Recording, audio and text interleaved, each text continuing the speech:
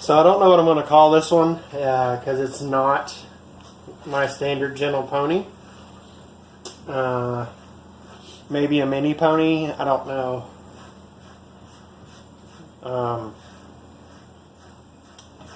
But I think that's the profile I'm going to go with. I might change my mind on the bit. We'll find out. But that's how I, some of the steps that I go through in making reverse calabashes.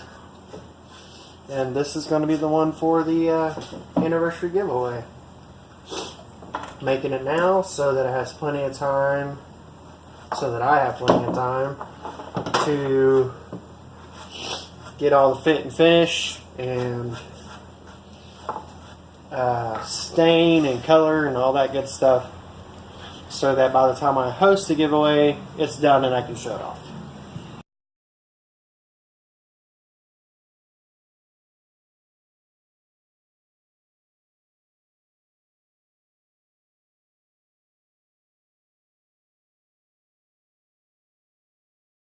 Well, we were trying to live stream, but apparently I was having connection issues, so we'll just shoot a video and post that, and y'all get to see it after the fact. So it was a little back heavy once the stem was in it with the RC chamber because the bowl is not quite as big. It's not a gentle pony. Here's your gentle pony prototype. Here is the one I made. Not sure what I'm going to call it. Still a decent sized bowl though. Is it the same one you're making? Yes. The purple. Did you make that? Yes. You made this? No. Can you touch? No. To the bottom of the bowl,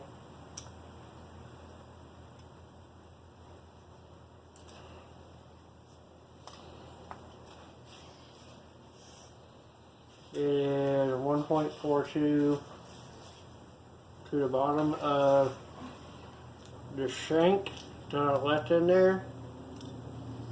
It is 1.22 inches, and the bowl width, standard eating bowl, it's 0.65 inches. So really it's not a bad size pipe.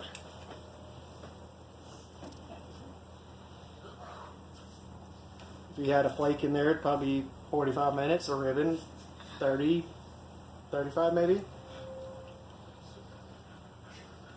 Undecided on if I'm going to mud it or let the winner mud it themselves with their tobacco. It's pretty big gap there. When I first started making cobs, I was all about mudding the inside of the bowl so it was all level and you wouldn't have anything to worry about. But as I went along and smoked my cobs, I'm a fan of self-mudding, which you probably can't see in there.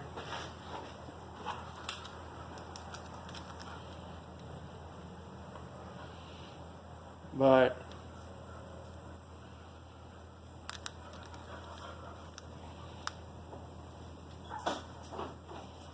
the tobacco and the ash kind of muds it itself. So I might leave that up to the winner's choice, I guess.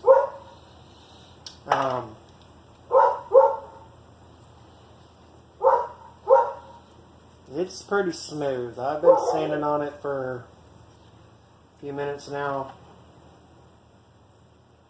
Started out with 60 grit, and the last grit I just took to it was 240.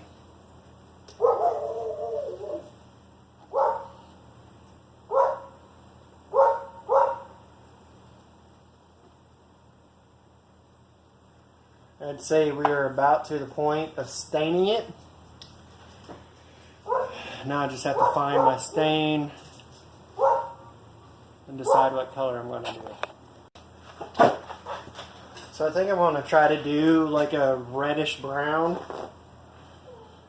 The brown is really dark, but as it dries, it browns up, I guess. I don't really know any better way to describe it than that. So I think I'm going to do a coat of brown. And then I'll come back after it's completely dried.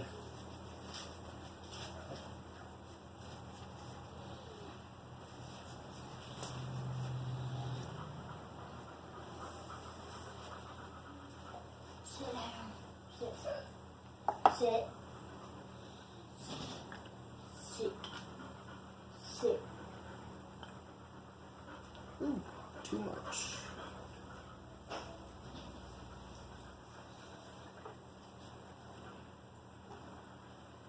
Yeah, way too much.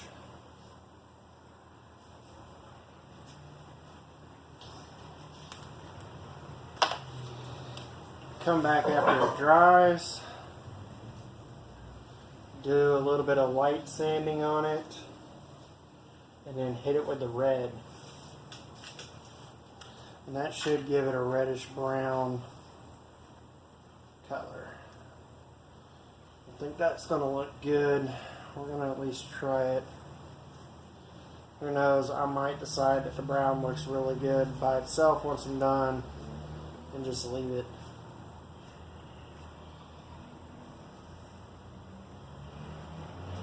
Probably not though.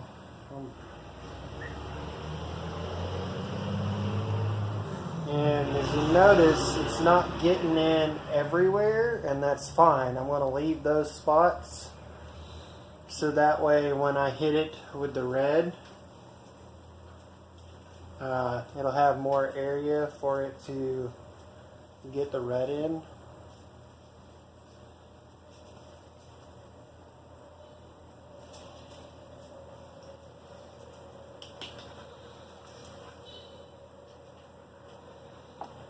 So I'm going to try that and see.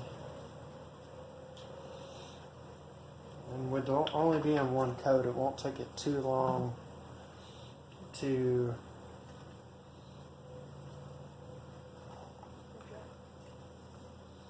it's already turning to brown. Now that brown is actually kind of reddish brown already. If I hit it with one more coat, it will make it a dark brown. But I kind of want to hit it with the red.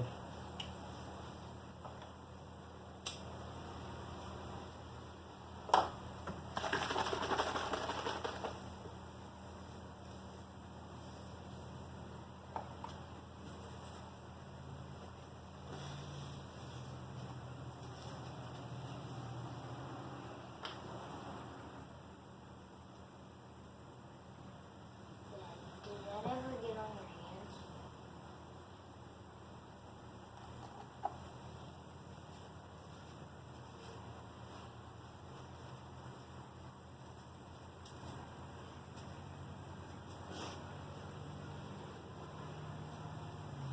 Sometimes I use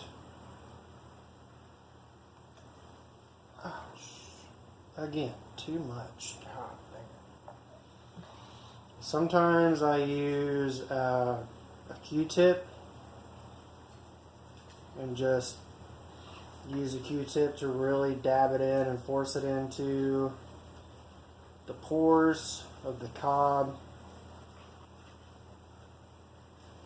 Sometimes I just go with the towel and just bat it in there and hope that it takes and gives me different looks and different finishes.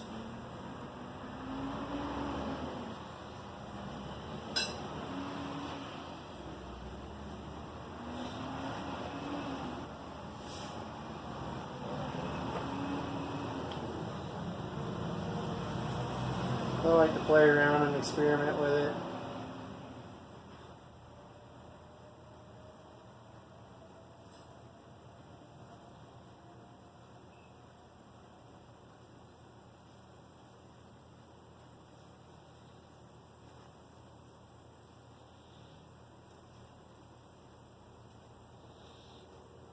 I'm pretty sure this is the first time I've brought y'all along with this in depth of how I do things. You can kind of see where I'm going with this. It's definitely a reddish brown.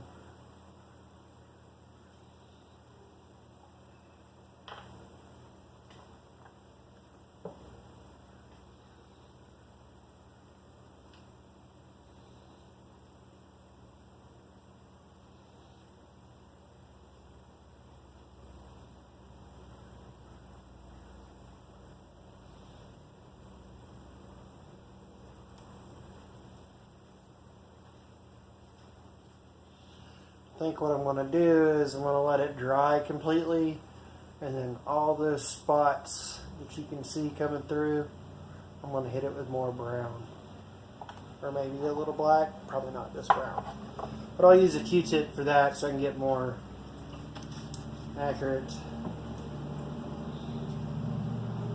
Cob modding is dirty work. I skipped over some of the steps that I take and some of the things that I do.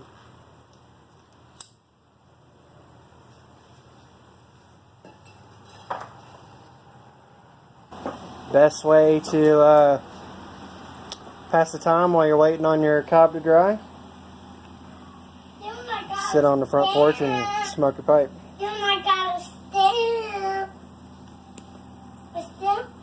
Y'all keep them full and rolling. It's Bagpiper out.